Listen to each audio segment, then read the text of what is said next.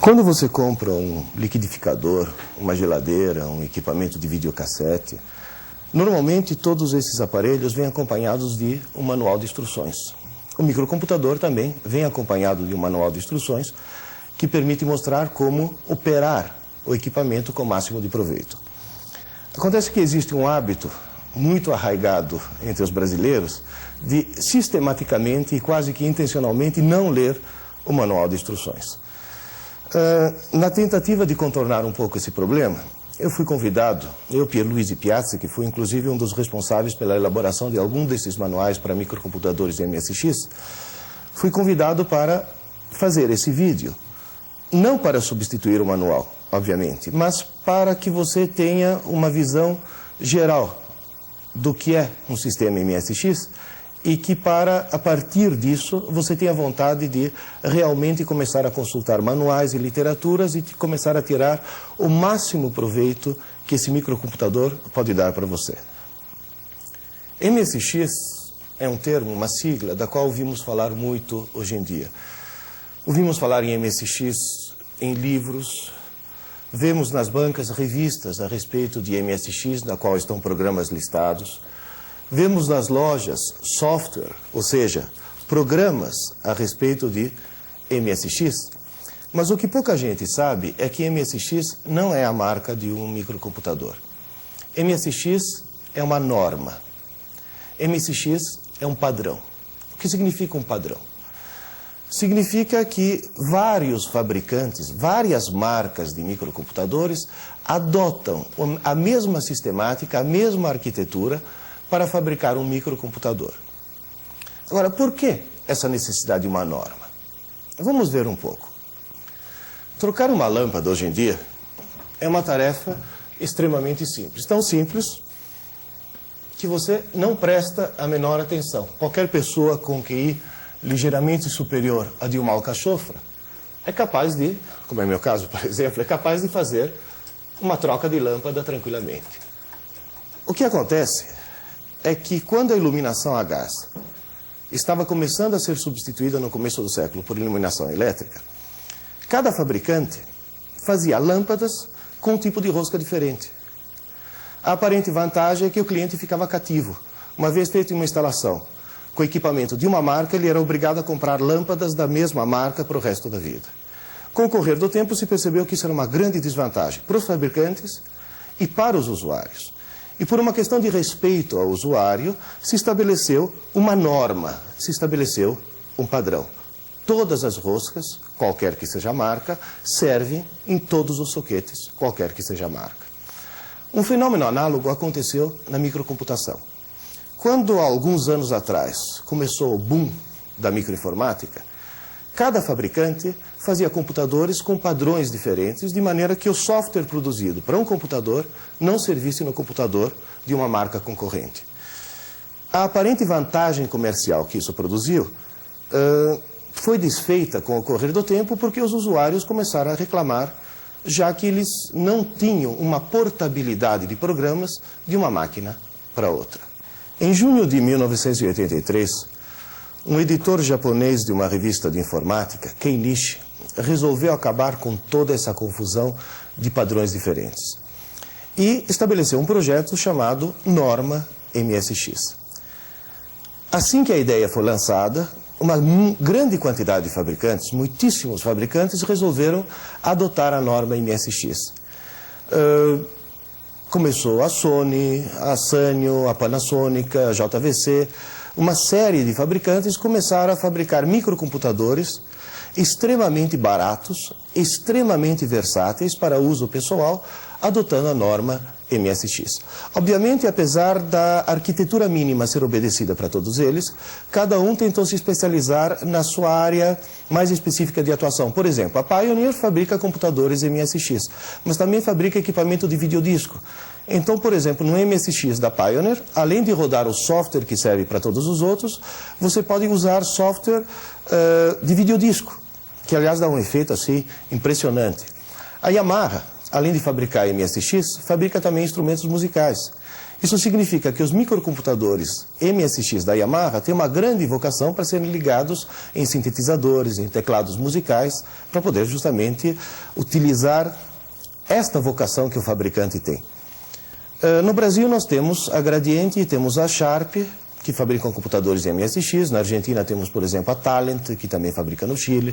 Temos uma grande quantidade de fabricantes, a Philips na Holanda, por exemplo, que produzem microcomputadores MSX, segundo essa norma.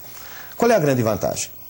Que um software desenvolvido para um computador MSX serve em qualquer marca. Isso serve, inclusive, para baratear o custo de produção de software, porque o universo de consumidores é muito, muito maior do que seria naquele outro caso anterior, de que cada computador roda o seu software específico. Antes de instalarmos o nosso MSX e começarmos a discutir o que ele pode fazer para você, eu queria contar uma historinha muito antiga. A mitologia grega tem uma maneira de contar o começo do homem um pouco diferente da mitologia ocidental. Prometeu, que era um gigante, fabricou o primeiro homem a partir do barro e roubou o fogo dos deuses para que o homem pudesse utilizar o fogo. O castigo de Prometeu foi extremamente cruel. Ele ficou acorrentado numa montanha com um abutre comendo seu fígado por toda a eternidade. E os deuses, para castigar o homem pela ousadia, resolveram criar a mulher. Isso é mitologia grega, e os gregos eram extremamente machistas. E a primeira mulher se chamava Pandora. Cada deus deu um presente a Pandora. Vênus deu a beleza. E um deus deu uma caixinha, pedindo a Pandora para que nunca abrisse essa caixa.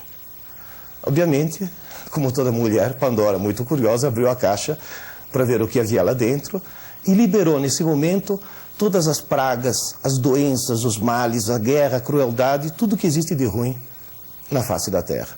A única coisa que sobrou dentro da caixa foi a esperança. O microcomputador também pode representar uma caixa de Pandora se for mal utilizado. Mas normalmente ele é uma caixa de Pandora ao contrário. É uma caixa que, uma vez aberta, libera uma série de coisas positivas, libera em primeiro lugar a esperança e libera uma coisa muito, muito importante, a inteligência. Isso não quer dizer que o computador possa substituir a inteligência humana, não. O que o computador pode fazer, especialmente o microcomputador pessoal, o microcomputador que você tem à sua frente no dia a dia, para o qual você tem acesso imediato, ele pode desenvolver a inteligência humana. Este é o grande ponto, é a grande vantagem de um microcomputador pessoal. Vamos ver agora como instalar esse microcomputador e o que esse microcomputador MSX, o que essa norma pode fazer por você. A primeira coisa que você precisa aprender para ligar um microcomputador é não ligar absolutamente nada enquanto você não tiver certeza do que você está fazendo. Dentro da caixa você encontra vários componentes, cabos para ligações e duas peças principais. Aliás, eu diria três. A mais importante, que é o manual, aquele que você não costuma ler. Você encontra o teclado e você encontra o cérebro do computador propriamente dito, que é a CPU. Lembre-se que para instalar um microcomputador, você deve escolher um ambiente não empoeirado, não com umidade, e você deve evitar com que as peças do computador sofram choques ou pancadas, porque no interior do computador existem circuitos eletrônicos extremamente delicados. Na CPU estão contidos os principais circuitos eletrônicos do computador. Na parte frontal nós temos dois conectores, que na terminologia inglesa são chamados de slots, o botão principal de liga e desliga e dois conectores para joystick. A parte traseira do computador já é um pouco mais complicada. Não se preocupe por enquanto, porque vamos detalhar tudo isso mais tarde. Por enquanto eu queria chamar a atenção sobre essa chavinha aqui. É nessa chave que você vai selecionar se você vai ligar o seu computador em 220 ou em 110 volts. Dependendo da opção da rede elétrica da sua casa, você vai ter que trocar o fusível para 1 ampere ou para meio ampere. Em caso de queima do fusível, a troca é extremamente simples, porém, nunca troque o fusível por uma ligação direta. O fusível foi feito para queimar, para que outra coisa muito mais importante não queime lá dentro. A segunda peça mais importante do conjunto é o teclado, que por enquanto é a única maneira que você tem de fornecer informações para o computador. Ele deve ser conectado na parte traseira, no ponto onde está escrito Keyboard Input.